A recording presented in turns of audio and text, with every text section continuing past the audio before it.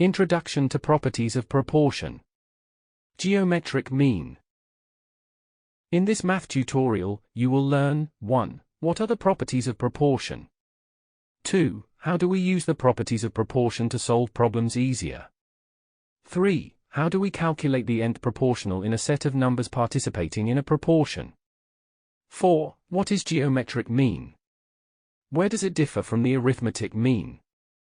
5. How to extend the use of geometric mean if more than two numbers are present.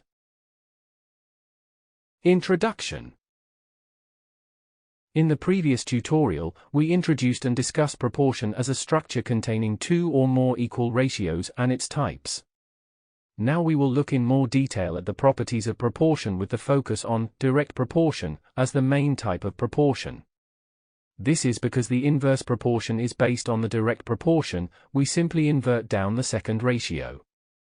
Another concept discussed in this tutorial is that of geometric mean, a useful tool related to proportions, especially in banking and finance. Moreover, a number of examples are provided with each concept or property to allow a better understanding by you, the reader. That is all for introduction to properties of proportion. Geometric mean. To start this tutorial, please watch the first lesson 4.4.1, Properties of Proportion. Thank you for watching. Make sure to like and subscribe to keep up to date with new videos.